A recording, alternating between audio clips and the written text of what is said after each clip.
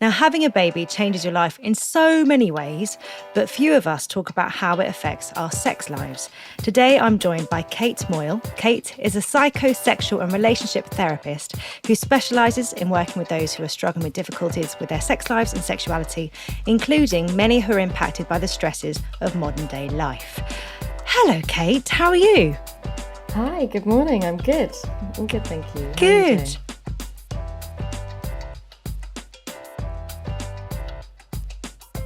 Yeah, really, really good.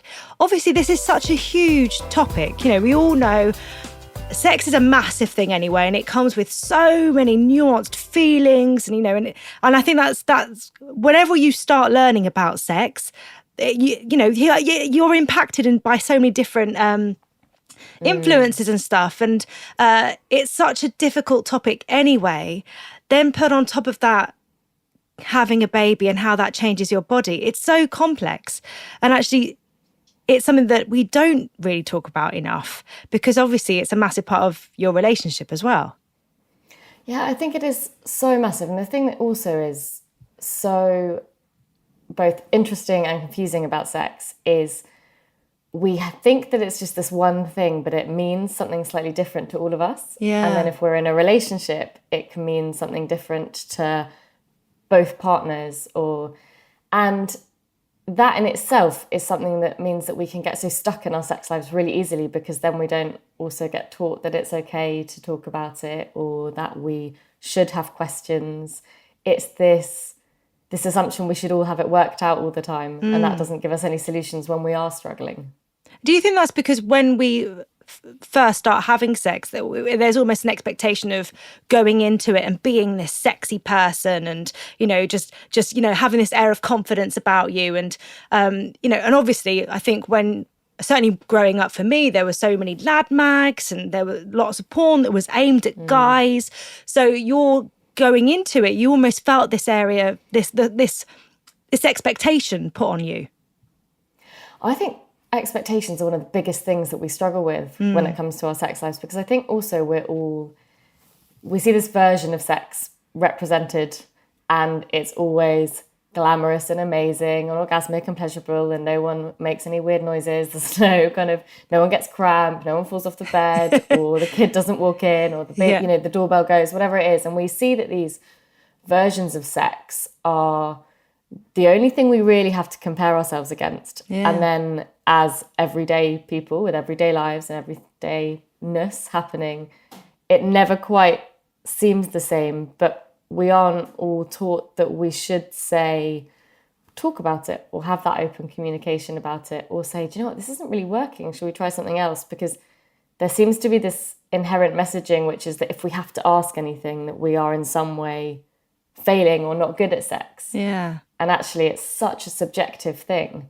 It's going to be so different for so many people. And I guess if you've been with your partner for a long time, the way that things change. Things change within you. And I mean, me and Tom have known each other for 24 years. We've been a couple for 19 years now. We rarely talk about sex.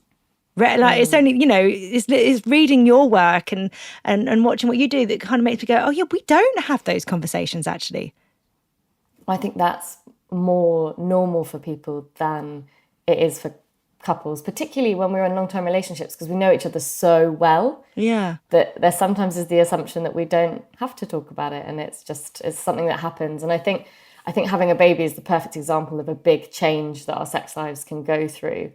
And we don't often talk about it until we need to when it comes to sex, whereas other parts of our lives we're much more proactive about talking about it, discussing it, thinking about what we might want to do differently or what we might want to change.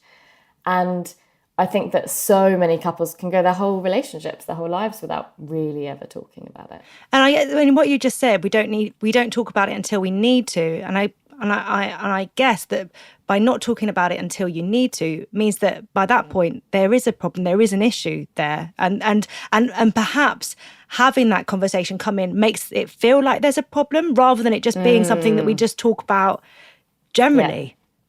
Yeah, and I think that we have that with sex in general as a subject, and we see that we kind of portion it off. We kind of put it to one side. We're like, oh, here's everything else, my mental health, my physical health, my relationships, my life. But sex kind of has its own special space. Or we don't have this kind of integrated view of sexual wellness and sexual well-being. And that's something, a huge part of the work that I do and other psychosexual therapists do, because it is a massive part of our health and our well-being. And we know that because we know that when people are struggling with sex, that it can impact their self-esteem, their relationships, how they feel about themselves, their mental health. And that when they are struggling with things like their mental health, that we can see it show up in sex as well. And so we do know that it's all connected, but we haven't got there quite yet in terms of where we have in other areas of our well-being. Yeah. So what exactly is a psychosexual therapist? What do you do within your job? Yeah, it's do you know what? It's a job that a lot of people don't know exists. And I think we are getting there. But basically, it's talking therapy, so like psychotherapy, counselling, but with a specialism or a focus on sex and relationships. So kind of, I always describe it like the sign above the door says it's okay to talk about sex here. And I think that is needed sometimes because people are so stressed or, distracted or upset about what's going on, that they need to know that they can go somewhere and have that conversation, and they're not going to walk through the door and be faced with, oh, we don't talk about that here. Yeah. Because we get that a lot in our general lives. And do people either come to you on their own or as a couple? Both, yeah. Yeah. And I wonder, have you seen a pattern of when people think it's the right time to see a sex therapist? I'd say a lot of the time it could have been a bit earlier.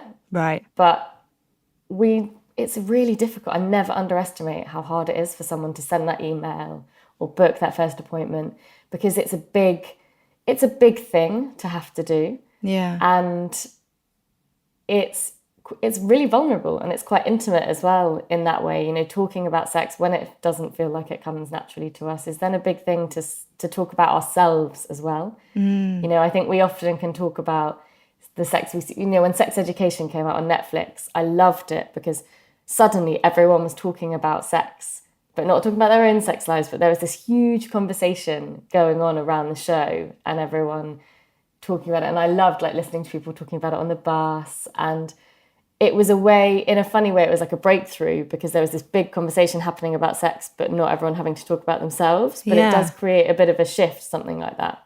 And things like that, they just change the conversation, don't they? So I always feel like before Sex and the City, that gave license to lots of women to talk about their sex life. But it's also, having things like sex education, it kind of brings the conversation forward. It brings it into modern times, but it also gives it a different spin, a different way of focusing on it. Because I think for a long time in my head, sex is something that's been spoken about in locker rooms by guys. Like that in my head, I think that was there.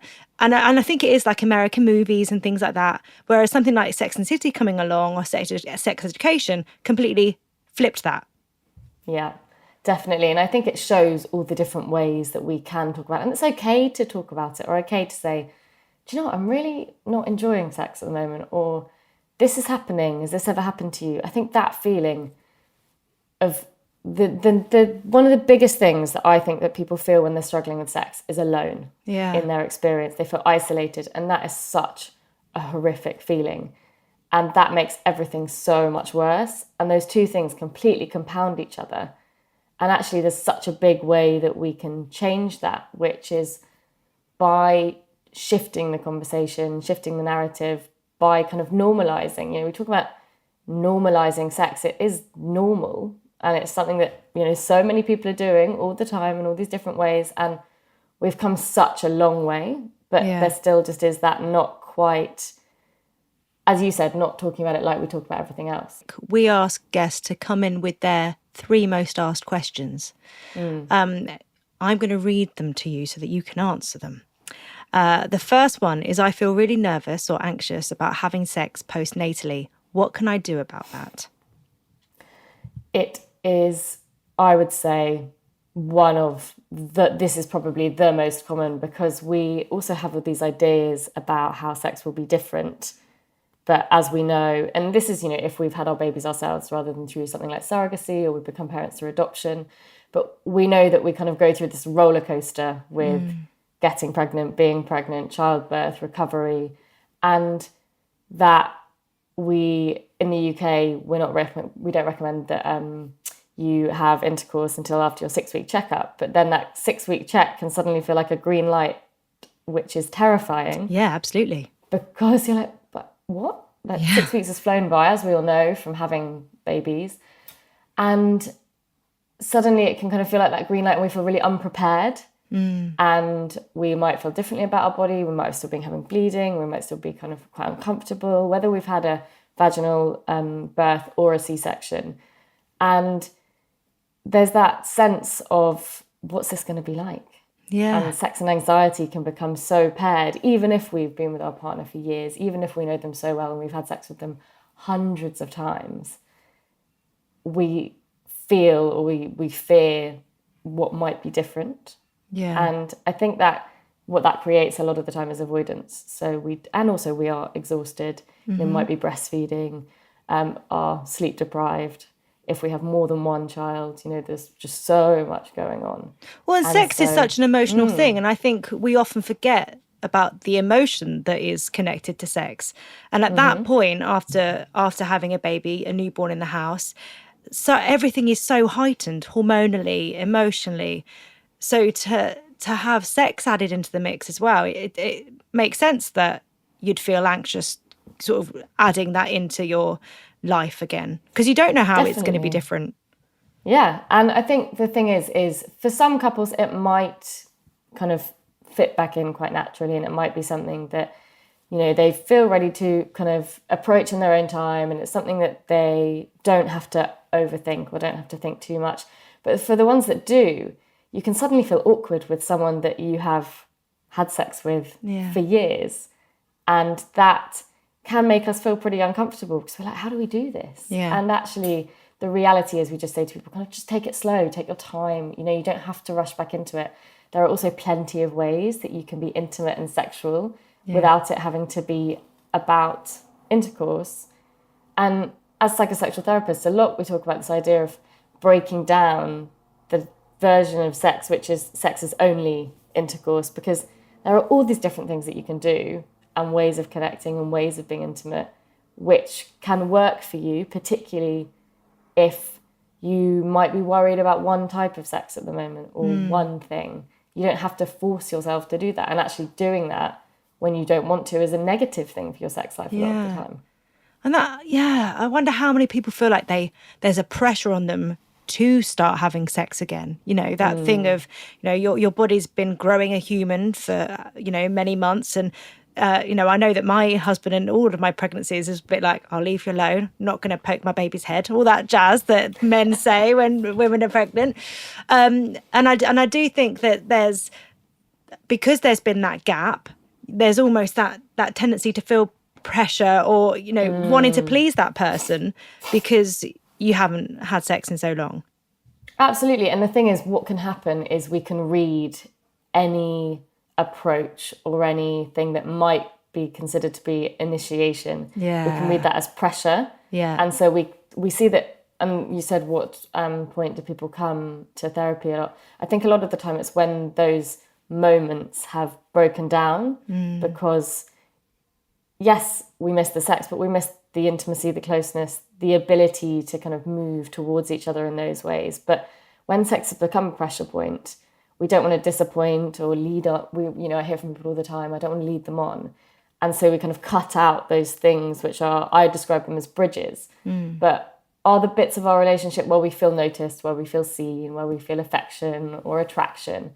We lose out on those because of the potential that they might lead to sex. And if sex is something that's become deprioritized or not important to us at the moment, we cut off everything else. Yeah, we kind of try and just kind of separate ourselves from it a bit. Really, I wonder, how do you actually start talking about, if you're in a relationship, how do you start having those conversations about sex if you never have before? I mean, for me, talking about sex, and I always say it's the thing that no one ever wants to hear. When everyone's like, what's the biggest thing you do to change your sex life? I'm like, talk about it. And everyone's like, oh, that's the answer I did. Come on. Like, talking about just sex give me a new sexy. move. Just, yeah. Exactly. I was like, oh, really? That's just classic therapist thing to say.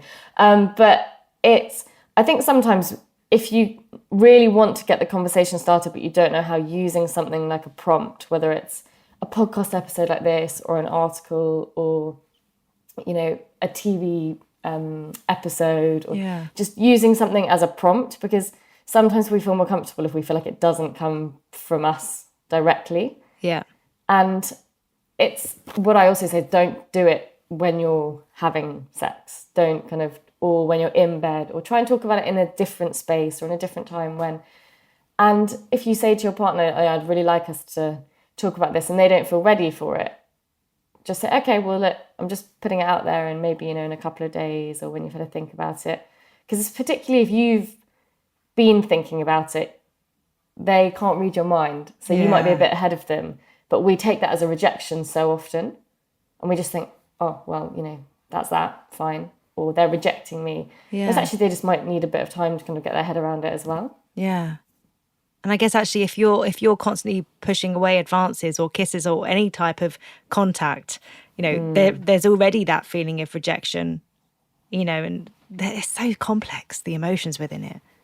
Yeah, it really is. And the thing is, so much of it also comes from assumption, because that mind reading thing, we see couples do that all the time. Oh, I know what you're going to say before you say it, or I know how this is going to go. And sometimes we have to push back on that. Yeah. But again, these are the things that we have to do. We have to kind of do deliberately and intentionally. And we're not taught all this stuff. We're not taught about sex and relationships in schools. Not really. No. Not in the way that we have other things kind of, it's not a part of our education, particularly not in this country. And so everyone has that sense of, oh, I should just know what I'm doing. Or we should know, oh, we've been together 10 years. How do we not know how to do this? What does that mean about us? Yeah. And then we feel ashamed or we feel embarrassed. And that's where kind of doing it intentionally as something that kind of is between you is a really big thing. Absolutely. Your next question, there's many questions in this, so we'll unpick it, is I feel no desire. In fact, I'll do it. I'll say the whole thing and then we can unpick it. I feel no desire for sex at the moment. Sex at the bottom of my priority list and I don't think about it, but I do want to have it. I don't ever feel in the mood for sex, but when I'm having it, I enjoy it. There's a lot in there. So I have no desire for sex at the moment. Yeah, so when we talk about desire, we're talking about that kind of motivation for sex. And we know from research, one of my favourite bits of research, found that there were 237 reasons for why people said they had sex. My favourite was to keep warm. Literally still, I love it so much. I think we think that the motivation for sex has to always be, I want to have sex. Right. And it just doesn't. And that's where we see, for example, trying to conceive has that change, because the motivation changes. We're having sex because we want to try and conceive. And so when we're thinking about desire, what we see represented everywhere, in movies and on screen, is that spontaneous, kind of out of the blue. All a bit steamy. Kind of, against the door, ripping each other's clothes off. And that is what we call kind of spontaneous desire. And actually what we know is that particularly in long-term relationships, we have this more responsive style of desire, which is once I start something, I kind of have the desire to continue. And we seem to think that if our desire operates that way, that there's something wrong with us. And so people quite often say, well, I don't ever think about sex out of the blue, or I don't ever spontaneously feel turned on and then act on it. And so I'm kind of waiting for that to happen. And it never happens. Like, where's it gone? What's the problem? Yeah. What's wrong with me? And actually, if we understand that we can trigger it or create the context within it can happen, so those bridges we were talking about, then we take the pressure off ourselves, but we have to know that that is how we can operate. And so we kind of move into desire, if that makes sense. Yeah. And I hear that all the time from people. I'm enjoying sex when I have it. I like it when I have it, but I just never want to start it, or I never think about starting it. Yeah. Well, because when I think especially when there are children in the mix, there's so much going on, and you don't want it to feel like just another thing that you have to Yeah. do. And I think there's the other thing of, especially when the kids are young, feeling like at the end of the day you are touched out. To have Yes. someone else touching you is just like, get off me. To Yeah. have someone else wanting something from you. It's such a big thing, that touched out thing, because also we know that kind of parents and caregivers, particularly that kind of under 5 age, is really intense. And we know that children are one of the biggest things that change a relationship.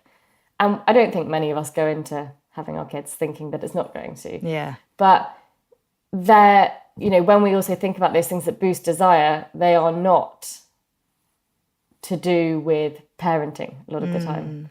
They are to do with us like feeling what's going on in our bodies and noticing ourselves and feeling good, and they're being kind of, having a kiss with our partner or connecting with our partner. And those things become less when we have tiny people running around, because they're our priority and they're where we're kind of putting our attention. So there's opportunities for desire again to be triggered. Are there less just out of the fact of that we have so much more going on? Yeah. And that, that mental workload, that kind of invisible workload that we know comes with a role like parenting, also is, not a turn on, isn't going to kind of push our accelerator in that direction. Well, you're usually covered in like different bodily fluids, yours or the child's. Everything's elasticated or baggy. You're not feeling your best, or even yourself. Whatever that means. There's been a shift.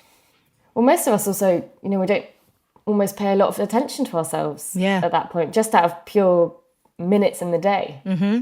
And that's where you said it earlier, that sex can kind of be on the priority list, can kind of slip down the priority list, because we don't need it in that same way that we need other drives.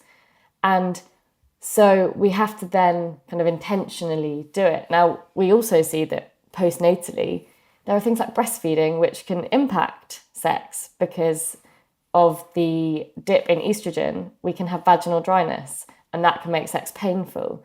But nobody talks about that. And so many people are having painful sex whilst breastfeeding without knowing that there is something that can be done to help them. And again, that assumption then is, okay, what's the problem with me? Or what is happening here? Or is this about the birth? Or is this normal?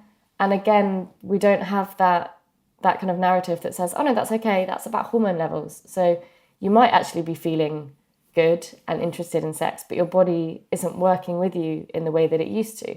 Actually, that's your third question. Should I feel embarrassed about the fact that I need to use lubricant? Do you think that's because we have these connotations with lube? It's that thing of teenage boys sat in their rooms, but that is, isn't it? That's what triggers off in my mind. But actually, it makes sex much more pleasurable, and you shouldn't feel ashamed or embarrassed by the fact that you have to use it. Absolutely not. And it's something I bang on about all the time. And, I took sachets of lube to my antenatal classes when I had them, because I was like, right, just so everyone knows, this can happen and there's an easy solution. And it was that it's just so stigmatized, but for no reason. And it's actually a really cost-effective, useful way of introducing something to your sex life which helps. And if it helps, like, why wouldn't you use it? And I think it has all those connotations of, oh, well, it must be a problem because you're not turned on enough. But you're not in control of your hormone levels. Yeah. That you don't hear of that though, do you? The fact that it's your hormone levels that are, doing what they do down there and making you I would never have put those two together. Well, we hear about it a lot in menopause, because we know that estrogen levels are obviously on the decline and they dip. And one of the big side effects is painful sex, vaginal atrophy, and vaginal dryness. But we don't talk about the fact that it does happen at other times. So, for example, breastfeeding. And I just think if we just said that to everyone at antenatal classes or at that 6 week follow up, and just said, just so you know, this can happen. So if it's happening for you, don't worry about it. But, you can help yourself by using something like a lubricant, which, means that there's no friction, which means that sex won't be so painful. And if you are having continual problems with sex being painful, then come back and see us or go and see your medical professional, because it shouldn't be. What about the fact that physically you will feel so different, and building up that confidence?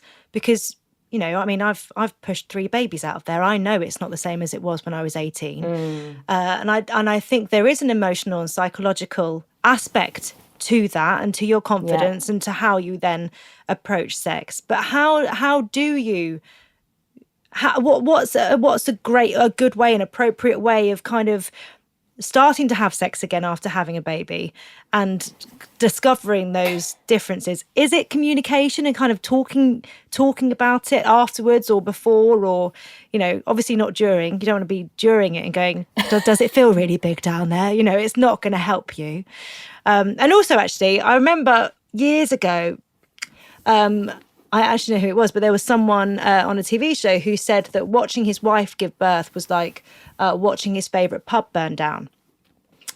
And I don't think images like that help women when it then goes, when they then return to sex, because it feels like a part of them is ruined or missing. Yeah, and I completely agree. And I think we also see those kind of things presented as jokes. Yeah, and it's not, because women will take that on and it will affect us. It has to. You know, well, not everyone, but a lot of people it will.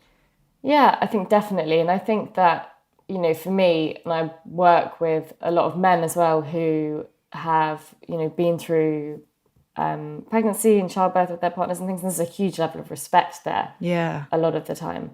But I think that, you know, those jokes are all quite, we all know those stories. We all know that there's that narrative. And I think they are really unhelpful, because then we start thinking, oh, is that me? Mm-hmm. And in terms of kind of getting back to sex, taking, I mean, it's kind of an ironic use of language, but baby steps. So it might be that we actually just need to get used to each other physically again, with an agreement that we're not going to jump straight back into sex, that we're actually just going to try and boost this part of our physical relationship, or that we are going to take it slow, that we might do things differently. And I think one of the things is not assuming that it will be the same, but kind of treating it as where we're at now, because distraction is such a sex interrupter.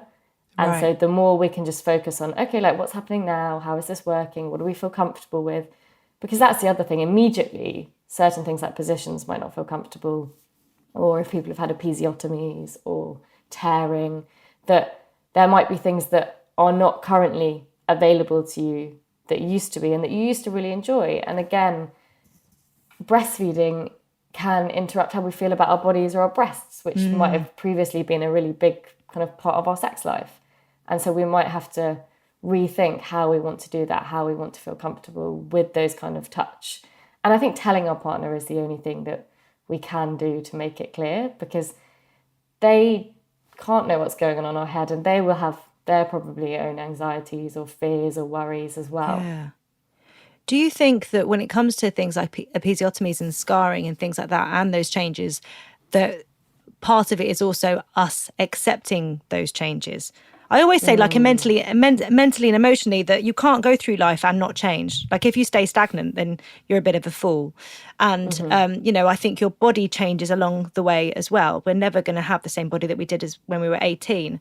So it is part of that accepting where you are now and looking. I think I can remember after giving birth, getting a mirror and looking and kind of going, well, where are we at? You know, because I think we fear it so much. Yeah.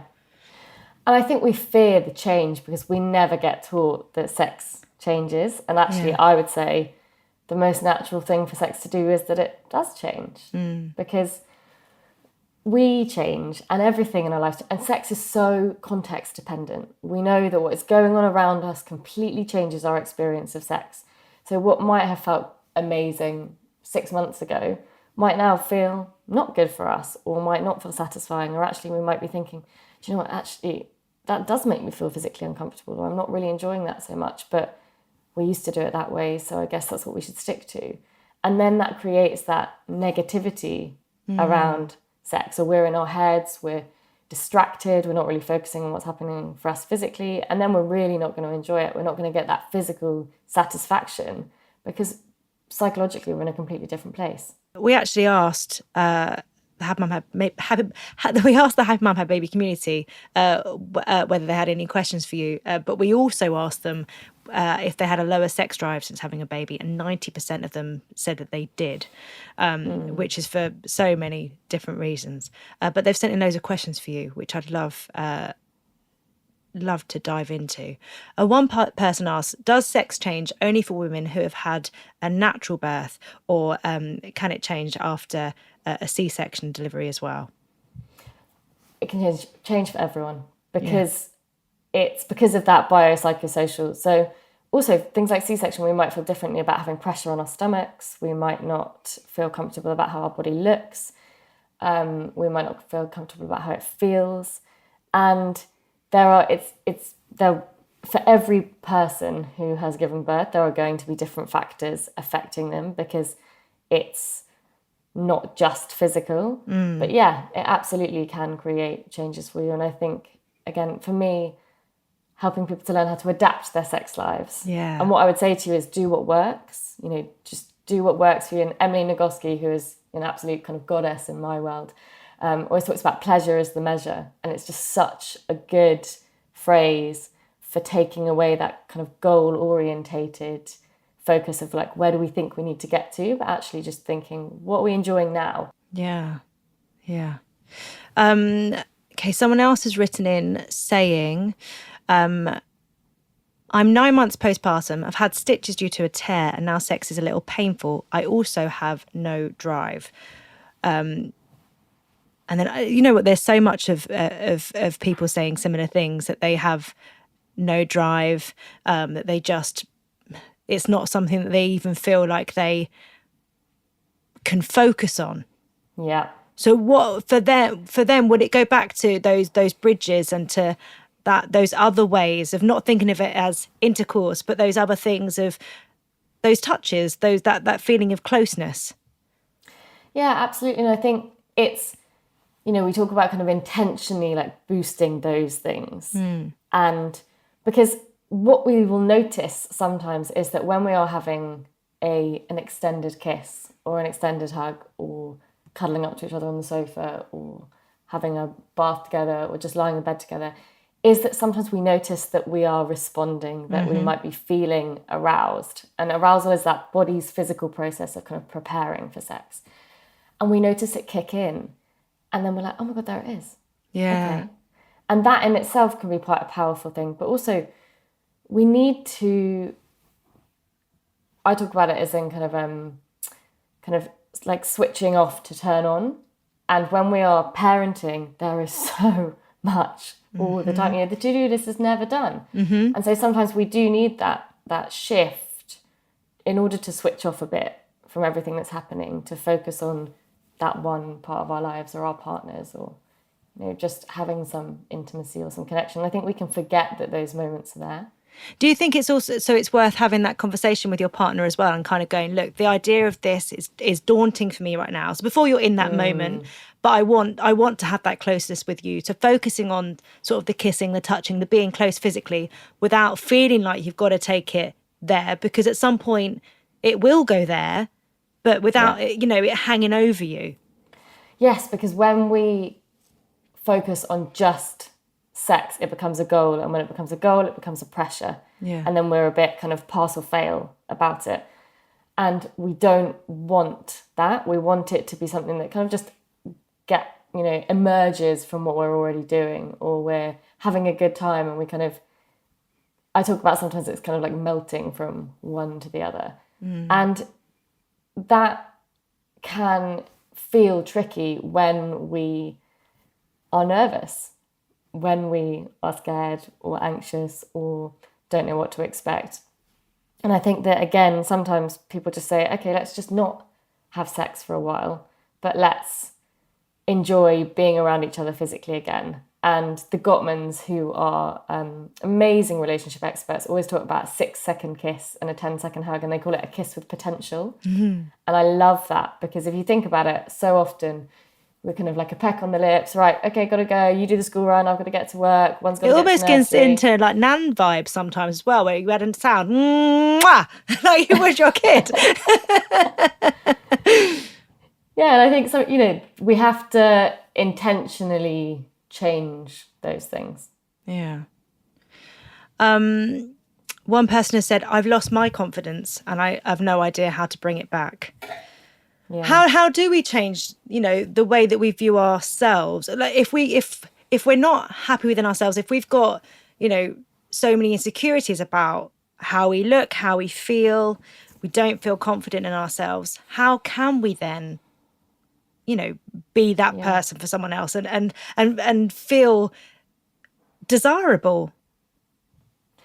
It's about working out what makes you feel good. Yeah. And feeling desirable is different to being desired, if that makes sense, because it's how we feel about ourselves. And I think that's one of the things that actually, when we talk about sex, we're so often thinking, what does that other person think of me? And actually what we know is that so much of it happens in how we see ourselves. So I would say, try and do things that make you feel good about your body and build on that relationship with your body. So it might be something really simple, like getting a moisturizer which smells amazing, you really like the feel of, and just getting back in touch with your body in a way which doesn't feel pressurized and sexual, but allows you just to build up that sense of sensuality again. And changing your environment to work out how it can work for you. Is it less distracting for you if you have the lights dimmed? Is it that you feel more relaxed if you've had a bath or a shower?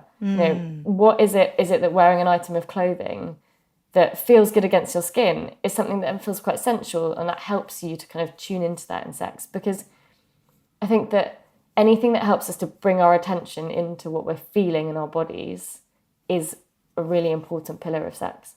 Yeah. Let's have a look. One person has said, "I haven't had sex with my husband for 4 years. He doesn't want to hurt me after the menopause." I mean, that's a statement rather than a question. But I guess it goes back to that sort of communicating and seeing what you can do. Yeah, definitely. And I think that we're also in a time when there are so many amazing things like products and sex toys and ways of us having pleasure. Again, it's back to that pleasure is the measure bit.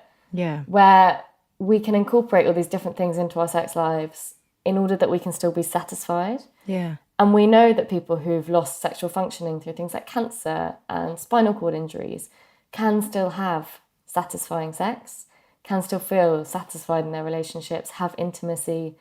And it's about adapting or working around it or finding a new way. It's funny, isn't it? When you say intimacy, the word intimacy is such a different word to sex. Sex almost feels harsh. And I do think it's because of the way that I've been brought up, maybe, sex is this big thing you've got to achieve. Whereas intimacy is this, it just feels nicer. Well, we can have intimacy without sex and sex without intimacy. Yeah. And for some people, sex might be how they feel intimate with their partners, whereas for others, it might not be really anything to do with that. And so, again, it's kind of where we started, which is that sex can mean different things to different people. Yeah, absolutely. Kate, we end each podcast with you completing 3 sentences. The first one is being a parent means. Oh my gosh. Being a parent means it's just so much. It is fulfilling, but challenging, but joyful. But someone described it actually to me. I don't know if this is finishing the sentence, but they said to me, it's the most of everything. And that for me just kind of sums it up so perfectly. Yeah, I like that. The next sentence is, if I could tell you one thing, it would be.